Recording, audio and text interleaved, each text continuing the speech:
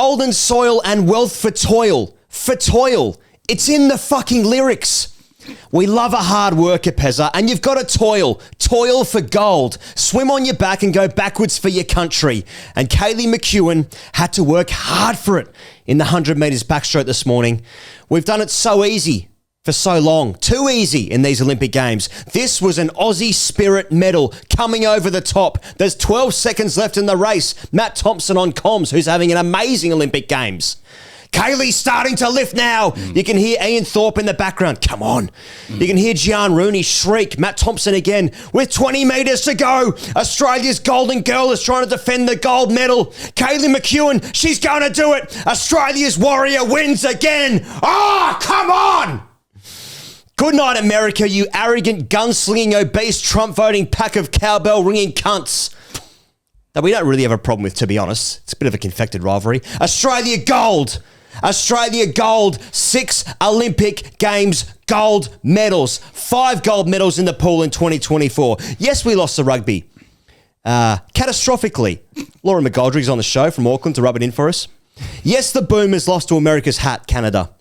Yes, the Kookaburras got absolutely pumped by Belgium, but it's another golden morning to be an Australian with a lack of school shootings, free healthcare, and a swim team that one can only dream about, Sam Perry. I can only hear, sorry. I was enjoying your voice going into like Louis Armstrong territory. I see trees. Hey. And Matty Thompson at the end just finished off that commentary just by saying, as good as it gets. Yes. Referring to the movie. Yes. Of course. But yes. Far be it from me to speak. He goes, let's go to the fans. Let's go to the listeners from overnight. These were your speak pipes reacting to Kaylee McKeown, reacting to a couple of other results and little tidbits from the Olympics. Oh, yeah. And this is actually a little bit of a dramatic lead-in as well. I like it. Just get ready. Beat those drums. I tell you what, boys, she just knows how to find the wall, doesn't she? Yes. Viva la Kaylee. 100-metre backstroke final. Anyone's game. Americans are in it, hunting the 1-2. But Kaylee McKeown, just like Australiana, she manages to find the fucking wall. Fuck, are we still in the pool? We'll check Facebook. Kaylee McKeown back to back. Fuck off. Leighton Hewitt going Troppo as Australia wins gold in the pool. Hewitt. That is making me feel all sorts of fucking safe. America are allergic to gold. Woo! Go, you fucking good thing. Dad! Kaylee won another gold. Fuck yeah! On the dais, on the dais. On the dais, on the dais. On the dais, on the dais. Oh, on the dais. Oh yeah, what about the 4x2? You fucking spunk lollies. Z Spunk think lolly. it's Jinping. Me think it's steroid abusing. New Zealand wakes to glorious, glorious gold. Forget your golden girls in the pool. We got a fucking team of them. Babe, get me a per capita table now. Canada. Histoire de France, French for Edgbaston. I'm feeling very unsafe. Get Jessica Fox's face back on my telly now. Tomorrow night. Argus review into the rugby sevens. They better have fucking read out the name Canada across the pitch after the game. Fuck me. But still one per capita. How's the fucking size of the piece on Jules Boyer, the French diver? That's Shervington, the lunchbox. Fujitsu, Australia's favourite air. Oh, he's got that dog in him this year. Watch out for Logan Martin for the gold in the BMX final. Yeah, hell yeah. If you're a triathlete in Paris, have your fun now, because no one's going to be touching you in the village after you've had a swim in the literal river of shit. How come the Swannies have stopped winning? Well, that's the overnight there. action. I'll turn down the music. I'll turn down the music tomorrow. This show is brought to you by Smith Optics. Use the code FAST for 25% off your order at smithopticsaustralia.com. Pezza, Kaylee McKeown went back-to-back in the 100 metres backstroke, and she could do the back-to-back-to-back-to-back in the 200 metres if she gets that done. But this was the big threat. Regan Smith, not related to Ronald Reagan. It's a different person altogether. Gave it a go. Gave it a nudge. And with 20 metres to go, it was excitement at 4:54 in the morning in my household. Of course. And as you mentioned, he goes, it was the right kind of gold medal that Australia needed. So far we've had a litany of gold in the pool, but most of it has been from a position of being very short odds, in the betting. I know that that's what we do, but it's just a way of understanding, people put their money where their mouth is. Yes. We've won golds we've expected to win, essentially. Yes. Okay, people might have some difficulty with the fact that Ariane Titmus didn't win her goal, but she was beaten by another Australian, so it was fine. We actually had options in that. Exactly. It was Siamese cat sort of gear. We have exactly. options. And as some people did write in, disappointed we didn't get third in that as well. But this was and we understand that Kaylee McKeown, she may finish this Olympics as Australia's most decorated ever Olympian. Possibly. She may. Yeah. Okay? And she was one of the favourites for this race, but she wasn't an out-and-out favourite, okay? She wasn't short odds favourite, unbackable odds scenario styles. Regan Smith had just set the world record for the event 6 weeks ago. Exactly. So we managed to get a gold medal here where, and it is a we when it's a gold medal, it's the entire nation. Mate, I am knackered. That's right. Come over the top at the end. Storm back into contention. Underdogs. We like that. Yeah. So so it was the right type of gold medal win that we needed. Totally. And then we got some parent stuff in the sense that we had Kaylee talking to her mother after the race, crying into each other's arms, later learning that Kaylee's mother was talking about her father and the superpower of his presence, despite obviously not being able tattoo in the foot to be there, tattoo in the feet stuff. So I'll always be with you, Dad's spirit. Come on. See you later. From a tears perspective Get for out of me. here. Okay, Good night, I'm nurse. leaving. The horse is bolted. Saying things like expectation is a privilege. Hell yeah. Oh, okay. yep. And it's just the right amount of bogan. It's the right amount. It's just endearing to the hearts and minds of this nation. She's saying things like, I'm not going to swear, and then thanks her mother saying like they've had to put up with a lot of shit. Yeah, exactly. It's just the right amount of Australiana friendly face. Yeah, that's right. Because when they spoke to the family afterwards, Kaylee's brother kept coming in over the top and ensuring that everybody knew that her mum was about to shit herself. He did say poo, to be fair. You could tell. She just pooed herself. You could tell that she was less than thrilled with that. She was like, all right, we'll cut the interview. I've just been in the sin. My daughter's just won another gold medal, but now everyone knows that I wanted to poo myself. That's why the triathlons are off. We all did too. I drink black coffee in the morning. Took a dump in the sand. Keeps you regular. And then what about... Oh, we've got an image of this here. What about this image? Does this not warm the cockles of the heart Depends of what it a is. morning... he goes, what yes. is that? So Girt by sea if I've ever seen it. So Kaylee McKeown and Australia bookended by Americans. Hell yeah. From A to Z. So as far as imagery goes, get out of here. See you later. I'm out. Once again, I'm out of the room. So it is a gold medal to savour. By the way, credit to Lockie McCurdy for that image. By the way, the Australian Eastern Standard Time scheduling GOAT, and I've always said that. Yes, that's right. Now, I found it interesting that neither one of those Americans in second or third invited the other to stand on their dais. Yeah. Or rostrum, as someone pointed out. Stand together as losers, whilst you sing Advance Australia Fair. We have a Patreon subscriber platform. Here goes. Some people who are new to the show mightn't be aware of that. So if you want 1 hour's extra podcast every week where we're talking about male toxicity vis-a-vis cricket, and I'm sure you do. Yeah, I'm sure. You will also see the chat there where Slop Wizard said, Yanks having a mare in the drink. You love to see it. Yeah, I saw that. Thanks, Slop. Yanks having a mare in the drink. Yeah, Yanks having a mare in the drink. How are you, Slop Wizard? You love to see it. Listen, I'm just wondering, he goes, I don't know if you're feeling this way, but I am. Sure I am. I guess I'm like, it's better to have loved and lost, than to have not loved at all, as has been the case with New Zealand until this point. I'm becoming very accustomed to gold every day in this Olympics. Well, I've got a taste for it. More than a taste. Yeah. I'm ravenous for it, and I'm expecting it every day. Yes. I'm expecting it every morning. Yes. Once the swimming and it is mainly the swimming, but the meet is finished, for the day. The event is finished. I'm immediately into the preview going like, oh, so who are we looking at tomorrow? Where can I get my gold fixed tomorrow? That's right. I'm looking at basically getting to the bar late. Yeah. About an hour and a half before last drinks, and I've had sort of 4 to 6. Yes. And now I'm thinking, well, what's next? Because no one's ever stopped at 4 beers. No one's ever had 4 beers before. And you've either had 3 or you've had a million. Yes, that's right. Even 3, if I'm honest. Just the 4 or 5 tonight, and then I'll put the Q in the rack. Maybe that comes along as well afterwards. Yeah, that's it. That's slang. So do you have any advice without notice here of how Australians might deal with it? Is there going to be a day where we don't win gold? Yes, I do, Pez. I do have some advice, actually. Yeah. Just switch off. Just stop watching. Listen to this show or watch this show. Tune into AFL 360 or something like that. Yeah. Or do an ancestry test and just find some lineage that you may have with Scandinavians, usually pretty good in the track.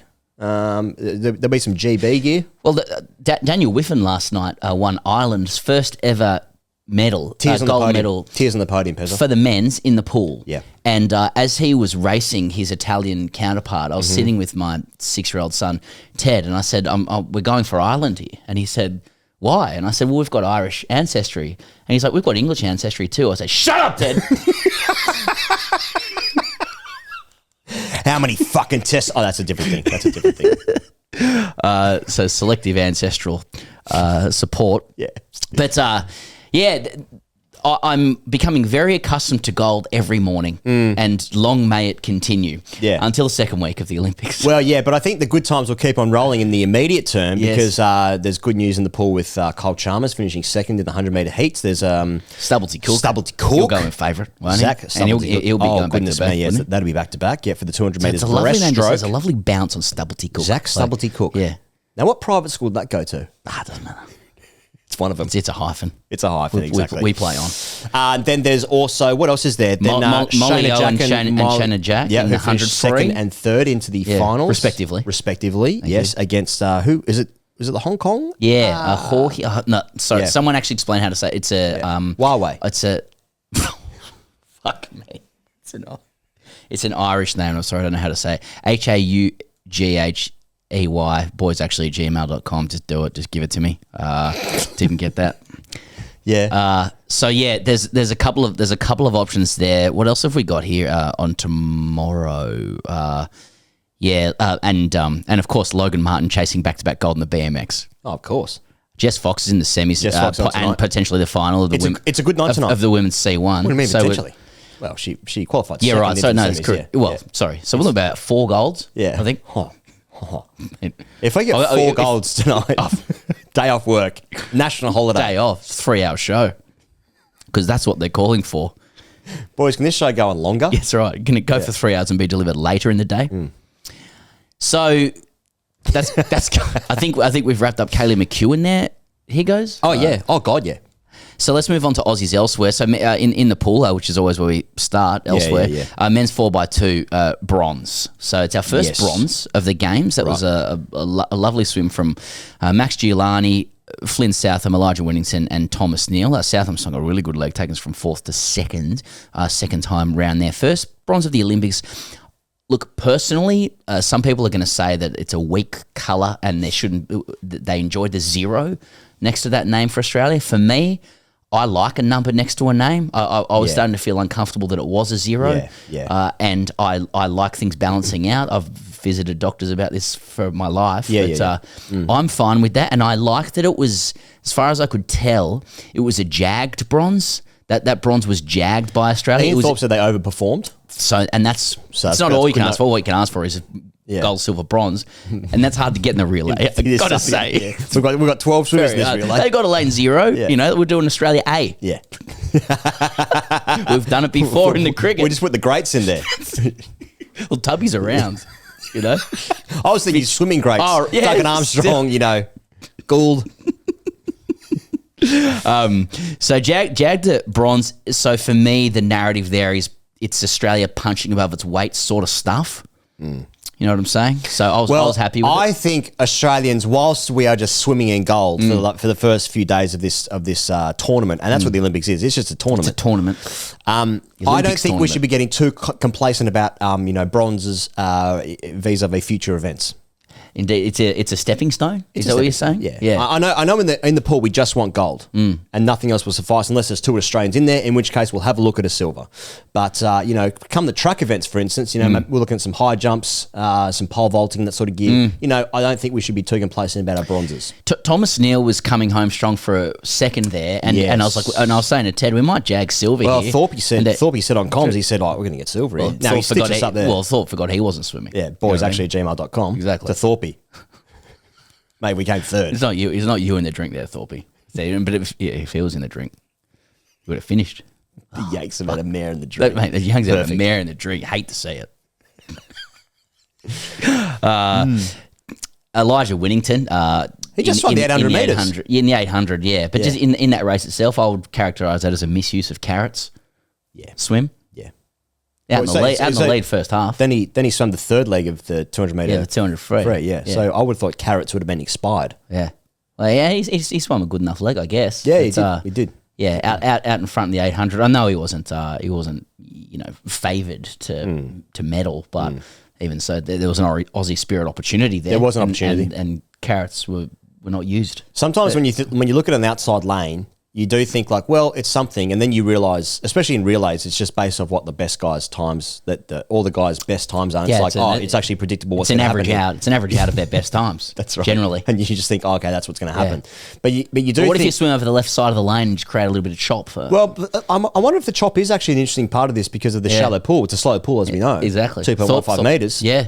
So lane positioning is actually having a disproportionate effect on results. Oh no, or it's either that or just an averaged out time piece. Yeah, it's just who's the quickest. Yeah. Don't you like, Thorpe, I'm finding with his comms, which I'm enjoying greatly, and I like his understated and studied tone when he speaks. Yeah. I like his analysis of the turn at the wall. A bit because he loves the phrase underwater work. Yes. And I'm absolutely bringing that into my own lexicon as well. I also really enjoy the phrase, underwater work the swimming part of the race.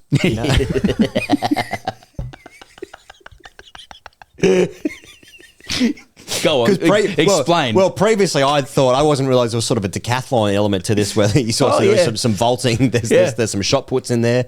I thought most of it was swimming, but there's a swimming part and then there's the tumbling, turning entrance part. That's right. No, there's plenty of ways to skin a cat if you were going to get one and start skinning it. That's going to be in LA 28. Cat skinning. Cat skinning. Yeah.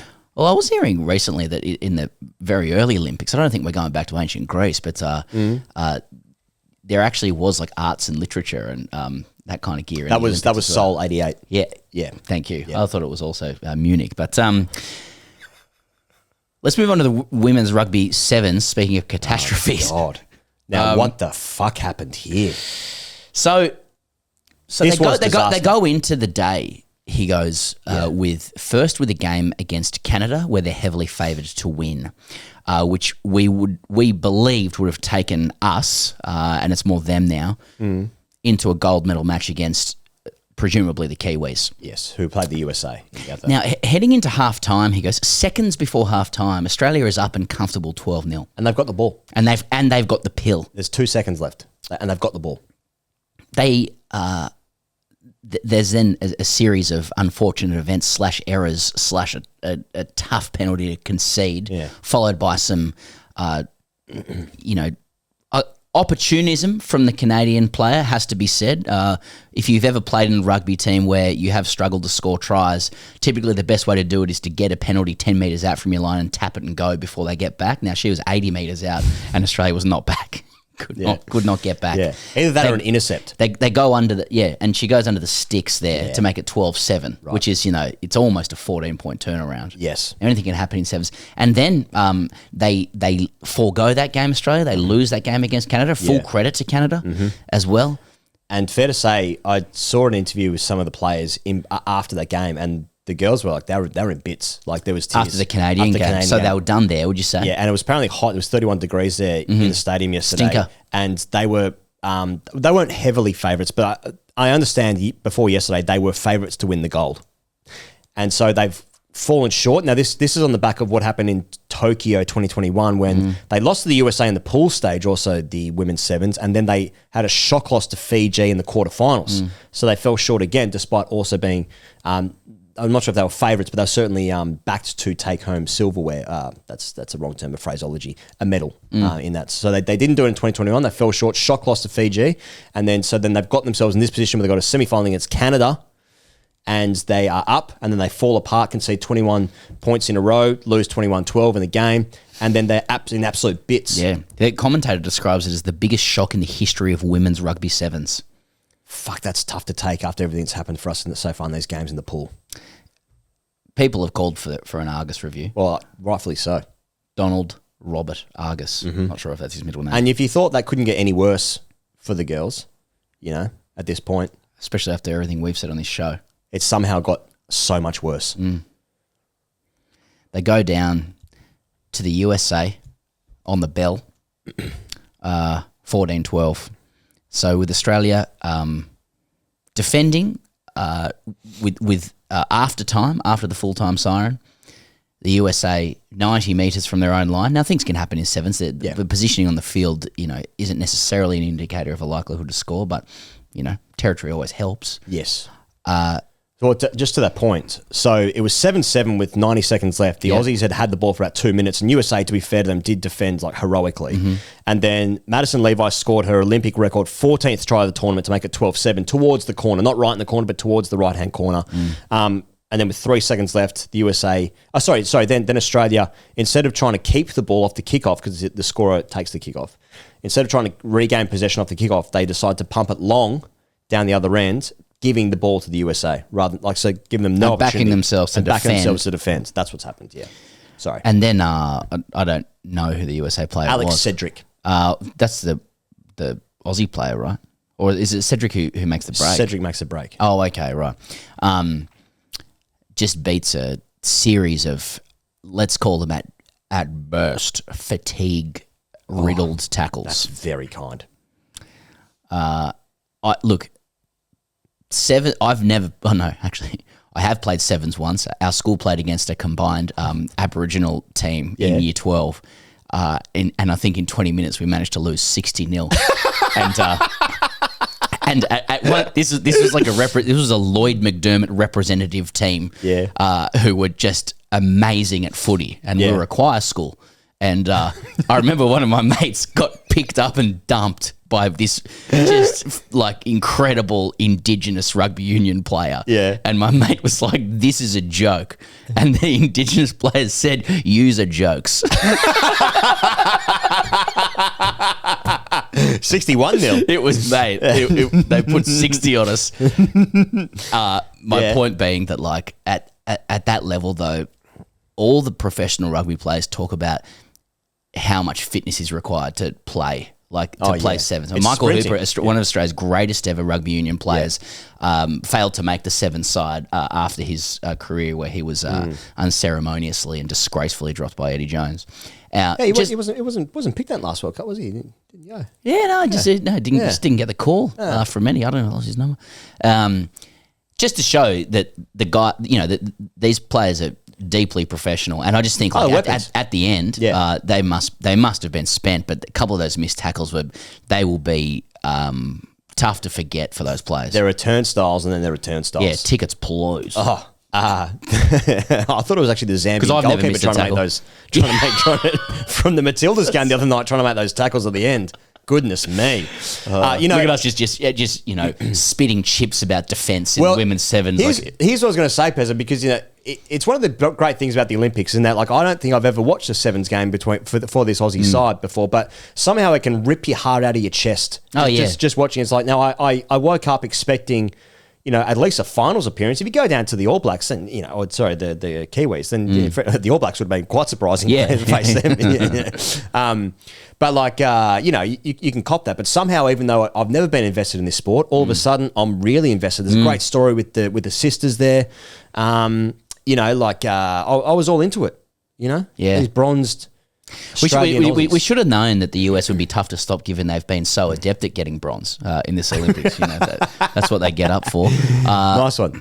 Boomers go down to Canada, 93-83. Another review. Argus is busy. That's all I'm saying. Now, to be fair, Canada highly fancied to medal, 10 NBA players, etc., etc. Still, it's the Boomers. Yeah, Boomers, and there's montages and there's Paddy Mills and we've got some NBA players and Slobby.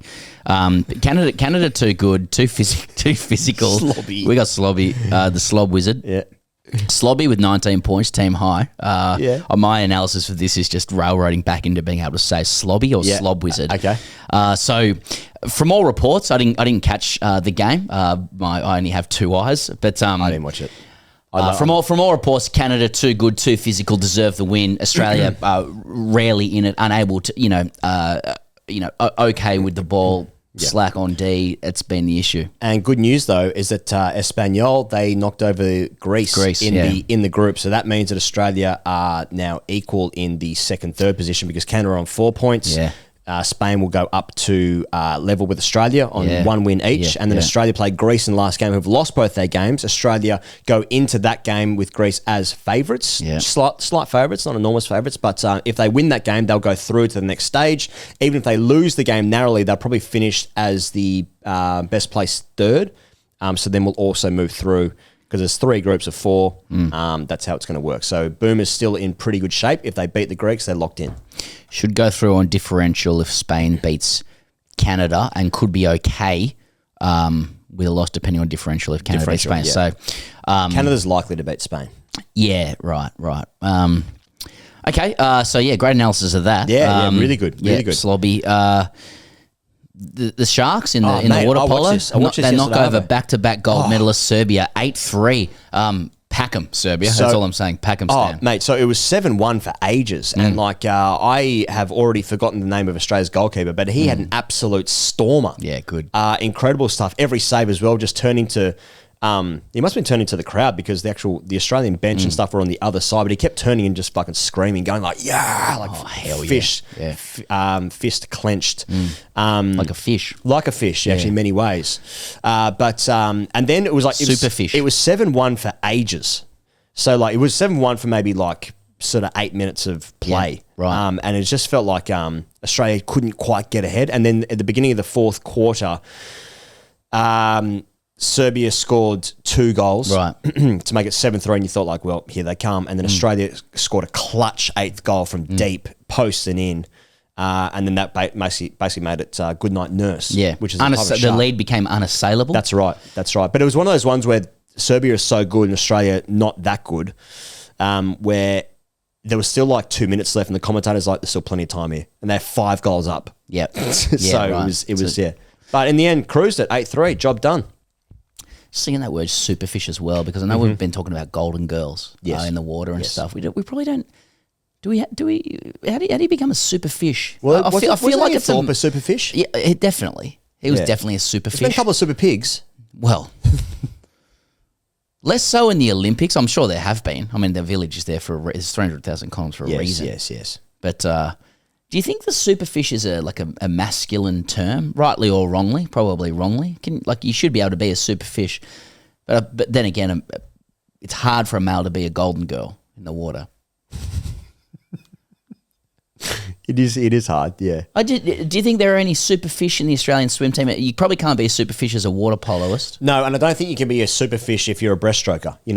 With respect to Zach Stubblety-Cook. Yes. I don't think that's not the most alpha. It's the reserve of the freestyle.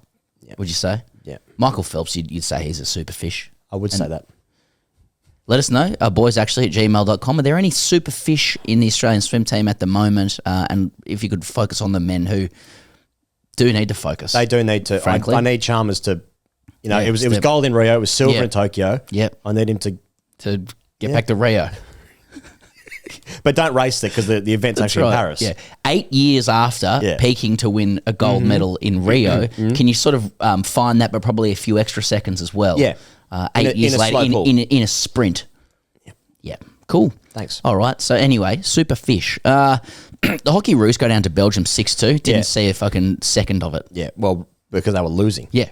I don't watch losers. I got that on Telegram. There was no footage of it. And yeah. And how do we say this guy's last name? Papiron? Alexei Papiron? Yeah, I think that's pretty good. Beats Stan Wawrinka. So he used to be able to play. Nick Kyrgios alleged him once. They won the Australian Open.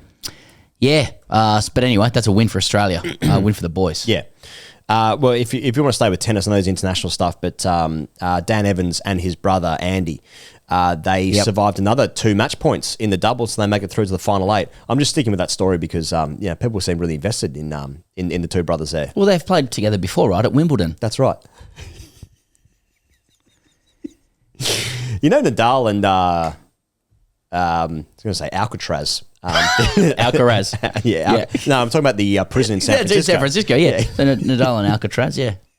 Alcaraz. That's how he feels in his body at the moment. They're actually competing together in the doubles for Spain. Yeah, well, and they're also through the final 8. Oh, that's hot. Yeah, that's hot. Yeah, I like that. But anyway, I like that whole story. Andy Murray, Dan Evans saved 2 more match points. So far, in the last 2 games, they've saved 7 match points to extend Andy Murray's glorious career. Did one of us say that he was English? Someone was upset. I don't. Why would we have said that? Yeah, because he's not. He's Scottish. But someone was upset that there seemed to be a suggestion on the show that be very surprised. It was English. Yeah, but me too. I've been surprised before, and I wouldn't be surprised if people enjoy correcting things that didn't happen. That's also true. Get it right if you're going to do it. Yeah, if you're going to do it, yep, get it right. Most people do get it right, and that's not hard. All right, on to the global side of things. Yeah, here goes. So obviously on this show we talk about Australia mostly, and then some other events happen apparently. Let's kick that off with a chat we had earlier this morning with Laura McGoldrick, great friend of the show. She's helming Sky's coverage, presenting Sky's coverage there in New Zealand, and they're doing their best over there, aren't they? The Kiwis are doing their best, and they've won a gold medal in the event that they do. Yes, that's right. Let's throw that over to Laura McGoldrick now. Okay, the last time we linked, we were in a desolate, nondescript green space in Dallas talking about cricket in America. And today we link after the New Zealand Black Ferns claimed the nation's first medal in Paris. Gold, no less, after defeating Canada 1912 in the final, going black to black, they're saying. He goes, wow. It's the best in the sports helming business, presenting the Olympics for Sky NZ. Laura McGoldrick, one of the show's great friends from Aotearoa. Laura, welcome to Morning After Paris. Thank you so much for having. First of all, you crushed Aotearoa. Well done. And black to black is nice. It is very nice. Nice way to open the account, day 4 of the Paris 2024 games. Yeah, but you guys are doing a great job. Do you just mean our show or do you just mean Australia winning medals? Because, that's... both can be I don't really want to talk about Australia in the Olympics. Is that what we're doing? No. Yeah, we just got you on for your thoughts on Australia. Yeah. No, Laura, we are but simple little patriotic Australian lemmings. So we know nothing of New Zealand's triumph, and frankly, we don't want to know, especially when it's rugby union success. Yeah. But so can you tell us, what does this gold medal overnight mean for the New Zealand nation? Well, it's huge. It's obviously our first in the Olympics, and we've all been waiting. We've been waiting a long time. You took a few of the swimming, and that's where we had hoped to claim. We haven't claimed one in about 20 odd years there in the pool, so it would have been good to get one there. But there's still a chance. It's still a chance, and so that'll be good. But it means a lot. It means a lot because the men's sevens, they are better than where they finished in the competition, which was a bit of a shame for them. But the women did such a good job. That they're such a great group of athletes that have been together for a long time. So we as Kiwis know a lot about their individual stories. Our captain, Sarah Hiddeny, did her ACL in December of last year. So a lot was made about Kane Williamson making his way back to the World Cup. Yeah, well, she made her way back to a game of sevens rugby, which is arguably a bit more running around. And managed to claim gold and captain her side to a gold medal victory, which I think is pretty huge. So we Kiwis feel very invested in this team. They've been together for a long time. They are very good at what they do. It means a lot. Laura, New Zealand is a country of graciousness, respect, humility. Does Australia's catastrophic losses in the semi-final and then in the bronze medal game, does that make it sweeter for New Zealand, or do you just focus on yourself and also sweeping the sheds so there's no rubbish in the sheds afterwards? Well, look, I'm just so glad you brought it up and I didn't have to, but what happened there? What happened against Canada? No, humble as ever. Yeah. Well, you weren't sort of our problem until we thought we might meet you in the final. So I sort of forgot to take too much notice of what you were doing because I was just so focused on them winning. I imagine as the athletes, they are probably pleased they didn't come up against Australia, although I think there's something, we always love playing Australia, always love beating you. Can do it in some sports, not all of them. So it would have been a good final, but I felt sorry for your girls because that USA, that bronze medal game, that was a lot, that last try. And you would have just been so gutted as the. You're smiling a lot. I was calm as. Yeah. Team USA having never won a medal in that event. You guys are Australia, and that was a shame. But anyway, so we won. I thought you singing the Star Spangled Banner was a bit much, to be honest. But here was we are. it? Yeah. Did you see what I was wearing? Never mind. It doesn't matter. It was, they were well-deserved. Go USA. Yeah, that's right. I could hear them. Such a shame. Such a shame. What a shame. What a shame. The Black Ferns trailed 12-7 at halftime to the Canadians. Was it heart-in-mouth stuff, Laura? Were you worried that the gold medal might slip? No. Absolutely. No, because it's not over till it's over, and sevens that goes so fast. Everything happens so quickly. Never in doubt. Well, never in doubt. I see headlines about a stirring haka after the performance. Now, like everyone in Australia knows that haka is around the world knows it's a phenomenal thing to behold. But as a Kiwi, perhaps you could appraise us of what makes a particularly stirring haka. Where does this one sit in the annals of haka performances? Oh, right up there for me. I had the tears. She was all on there. It was beautiful. It was moving. So the haka with that most people will remember is from the All Blacks when they do it. It's to the challenge, bring it on. They're bringing up the spirits of people and players and their heritage and using that in the battle. This one was more about, I believe my understanding of it was a bit more of we came, we saw, we conquered kind of thing. And boy, did they. And it was really stirring. I cried. I'm a bit of a crier anyway. So really... Not in real life, just in sport though. Not sure what that's saying, but so it was very moving. It was right up there for sure. Do you want to focus on New Zealand levelling Azerbaijan in the medal tally, or we move on to other sports? Oh yeah, I mean, perhaps we could it's talk. Day 4. It feels early to go to the medal tally. What is the vibe around the Olympics in New Zealand? Like, is it a focus on medals? I noticed the gold medal now moves New Zealand into 16th, jumping ahead of the likes of Brazil, Sweden, Mexico, and Poland. How important is the per capita tables to New Zealand? Yeah. And are they your kind of? Who does New Zealand want to beat in the Olympics? Is there anyone that's kind of like, as long as we beat them, we're good to go? Your Azerbaijans, etc.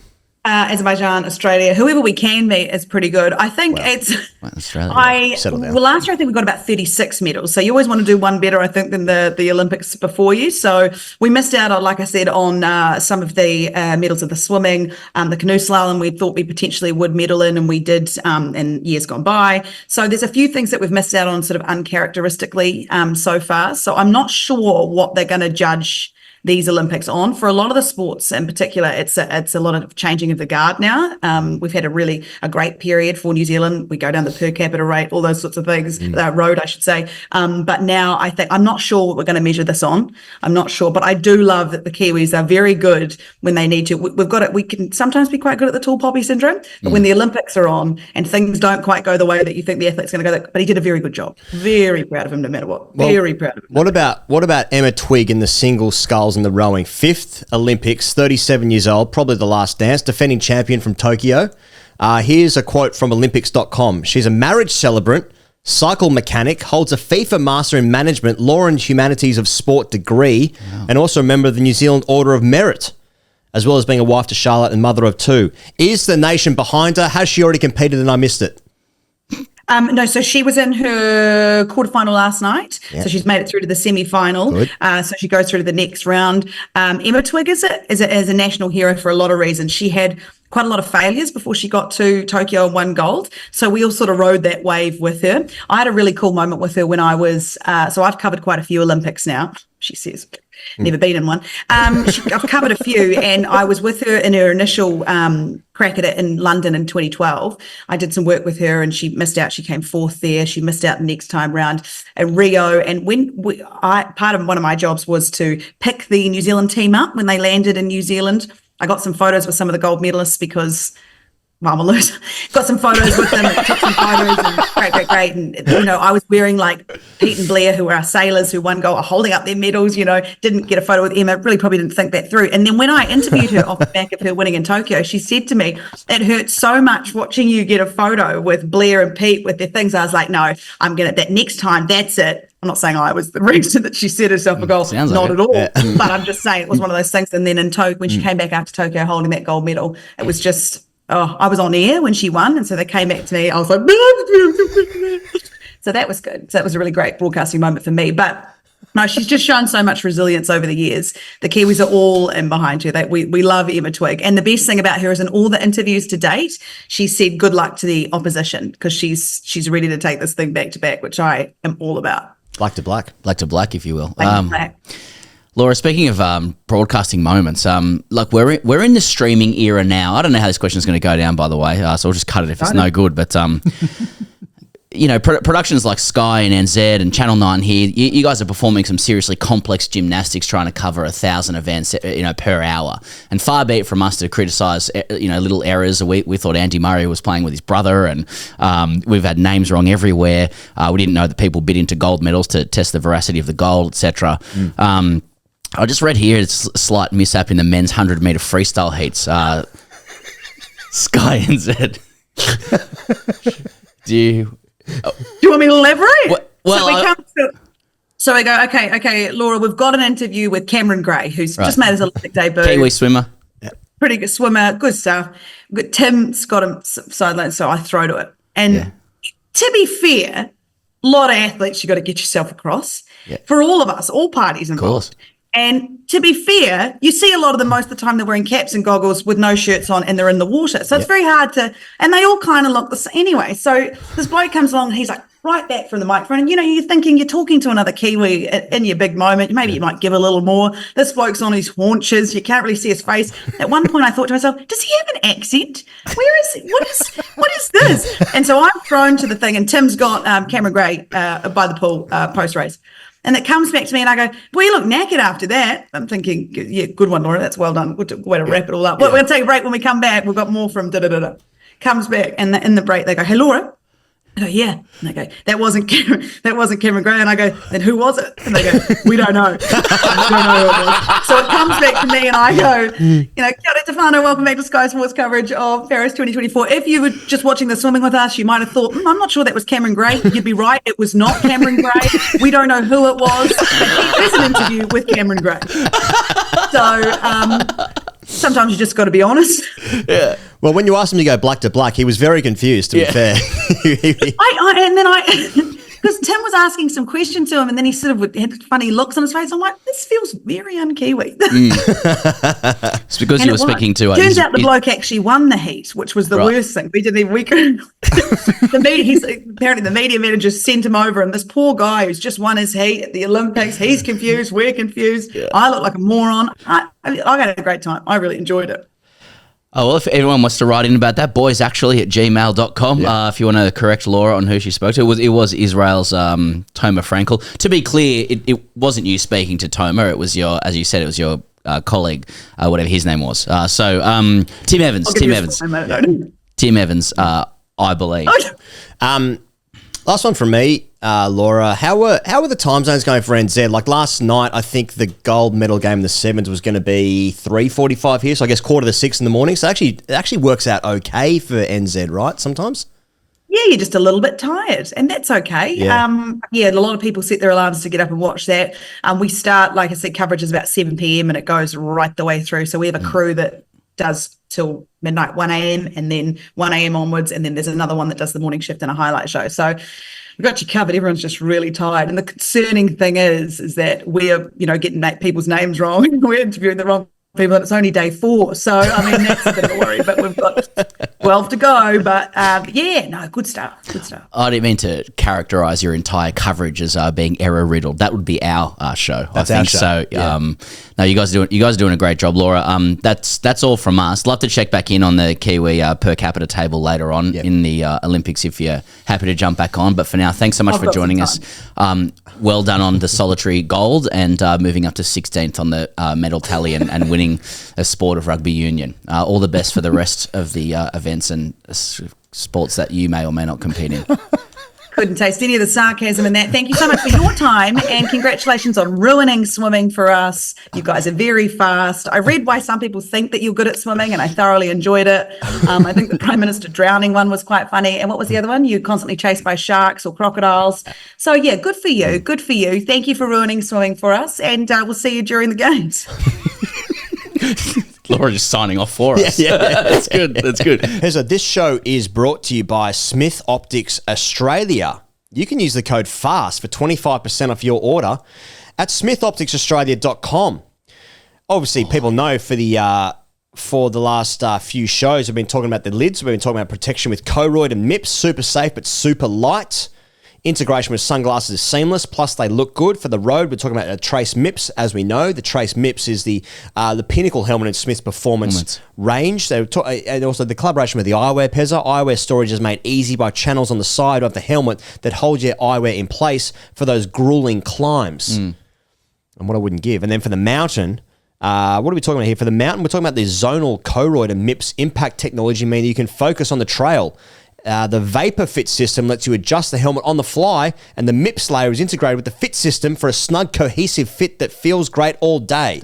I mean, what more could people want? We're also talking about the surfing's been going on. Molly Picklin, we're in the East Bank range. So there's sunglasses, there's lids, there's also snow gear on there. Anyway, for the lids and for the sunglasses. Anyway, if you want the East Banks or the Chroma Pops or the Smith. Performance sunnies, generally speaking, use the code FAST for 25% off your order at smithopticsaustralia.com. Use that code. You're getting 25% off at value for this baby. Like this is athletic. Yes.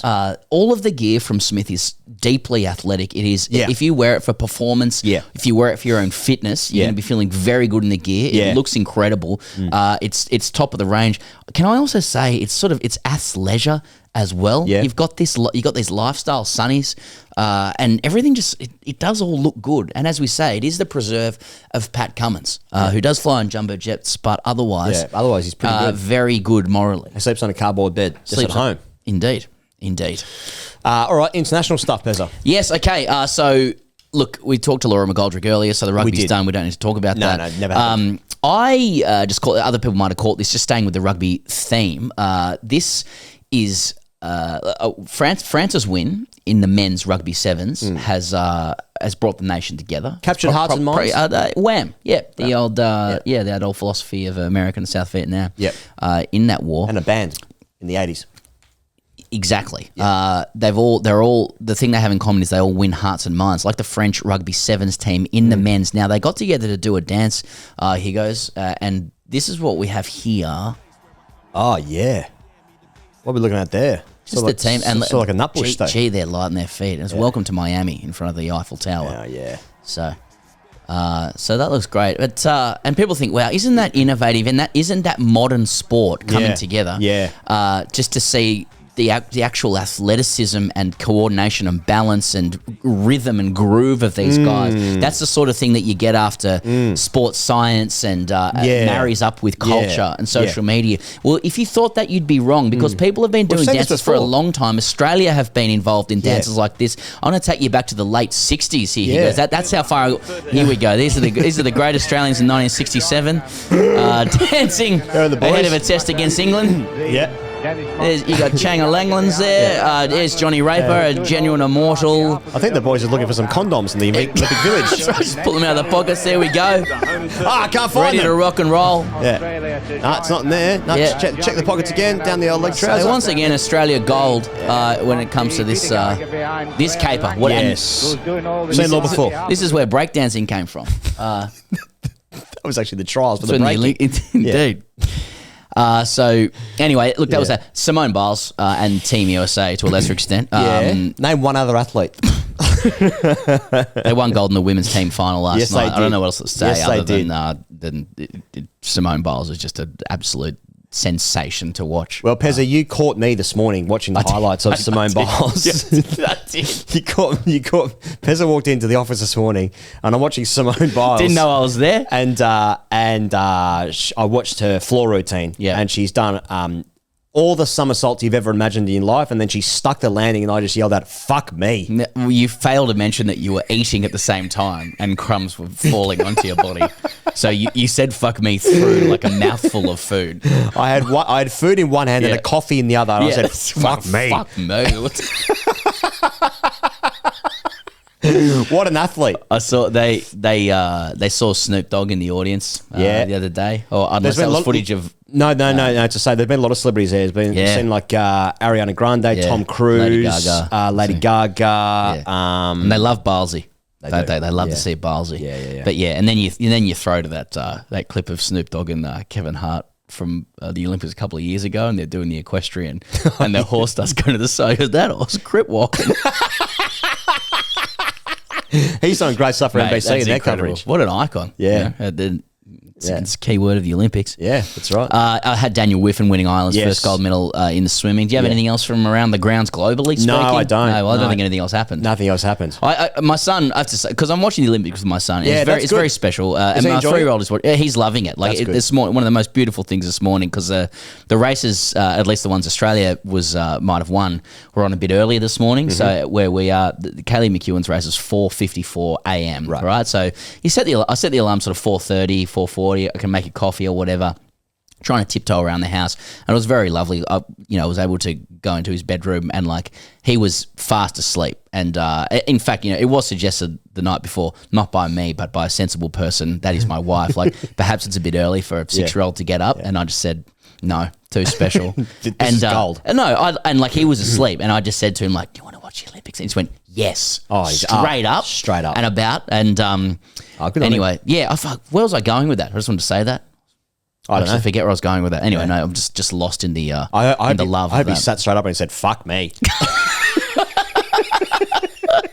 No, he was having a dream about it. Anyway, so that was that's the global roundup. He goes. I'm sure a lot of other things happened. That's where I was going with it. He was disappointed because he'd learnt at the school the day before about fencing as a sport. Okay, and he believed that it really was sword fighting. Yeah, so he's like, "Dad, can we please put the fencing on after the swimming finishes?" No worries, via Stan, you can do that. No partnership, just letting you know you can. Like it's a good interface. Get in there on Stan, click all sports, bang, fencing, and clicked it and put it on, and he couldn't have been more disappointed that the swords weren't really stabbing people. Yep, that's right. Anyway, shout out to fencing as a sport of safety. I've used a couple of feathers. I'd watch it if there was feathers. And you could stab. Or just tickle. It's a tickling contest. Interesting. Yeah.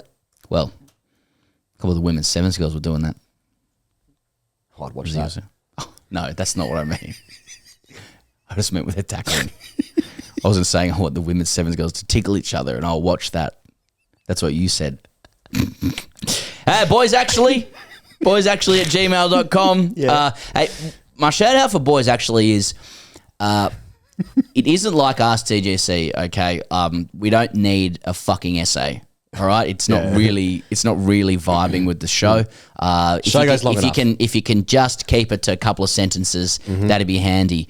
So Andrew Logan wrote in, just said, "Love a lot of love for Vibe Watch with Huey." Yeah, have to say. Yep. Apart from one cunt on YouTube, love Vibe Watch with Huey. Like all in all, huge feedback on that. Lucas Benchy wrote in and said, not really a boys actually, but wanting to hear your thoughts on bronze medal games or third place playoff games. Personally, don't love them. Do we need to play off for the least desired medal? Just thought I'd say this while I wipe the Red Rock deli crumbs off my Olympic ring tough sickless chest with zero muscle while I struggle to breathe. Well, how else would you award the bronze medal? Because sometimes, like, 4 doesn't go into 3. I think the whole like bronze doesn't matter is non-stuff really for me. Like, okay, so it doesn't matter in a World Cup, especially if you jag it. Let's say the football World Cup. I agree with that. When they play the third versus fourth playoff, it's just an extra game to get people to watch. Yep. There's no point in that. But in the Olympics, you play for hardware. That's what I think. Indeed. Ben Daly, boys, actually, this correction is not for either of you, but instead Queensland Premier Stephen Miles on Twitter, who claimed Ariane Titmus is as one of his state's own after the O'Callaghan-Titmus 1-2 finish. This is despite Ariane describing herself as a Tassie girl, having been born and raised in Launceston. This got quite the pushback from the locals and media here in Tassie, including our own Premier, Jeremy Rockcliffe, who mocked Miles by referencing Queensland's recent loss in State of Origin. Is this petty parochialism just a small price to pay for our country being so good in the pool? Yes. Yes, it is. RNL Gloom said, it's always concerning when they write in just with no idea of what their name is. Boys, the analogous situation to Aussie sharing the gold medal podium for the national anthem while disregarding justifiably the Hong Kong athlete would be Hong Kong winning gold with China taking silver and bronze. Then, prior to the anthems, the Chinese shoving the Hong Kong swimmer off the podium, standing together on the summit of achievement, and the crowd drowning out the Hong Kong anthem with a raucous a cappella rendition of Fight Song in Mandarin. Yeah. Loving the day reporting, go well, cheers, exiled Britain, the USA, confused about being entertained by Aussies. Right, okay. All right, well, that's RNL Gloom's own words. Yes. And we're just holding, we're just a vehicle to express that. That's all it is. Scott Nicholson says, boys, actually, vis-a-vis podium versus dais, I believe the correct term is actually rostrum, as it is in reference to a formal ceremony. Let us know what the correct thing is. William Goff, boys, actually, Shadow Man, the Olympic silver medal winning 14-year-old chestnut, is not an actual thoroughbred, quote, as referred to by comedian Ian Hewitson. He is, in fact, an actual Belgian warm blood, a Belgian breed of warm blood sport horse. Further, he is a gelding, so won't be getting much action in the Olympic stables and won't be using ketamine recreationally, as in horses, ketamine is used intravenously as a general anaesthetic. I'm an equine veterinarian, so enjoyed the mentioning of equestrian outside the context of Josh Hazelwood and categorising women into group racing classifications. Yep. But clearly a touch of the tism meant I couldn't let this go. Yeah, fair enough. Well, that's your right. You've done a degree, and this is the payoff. That's the payload. Anything else from boys, actually? No, that's it. For you, tomorrow, Shayna and Molly in the women's 100 free, Kyle Chalmers in the men's 100 free, Zach Sublety-Cook, men's 200 breast, Logan Martin chasing back-to-back gold in the BMX, Jess Fox semis plus final in women's C1, so at least 4 golds coming our way overnight. Oh, my God, we've done it again. Thanks, as always, for joining us here in the morning after Paris. Hey, share the information around, share the love around if you're enjoying the daily podcast coming your way. Still so many shows to come here for the morning after Paris, but we'll see you tomorrow morning for more gold.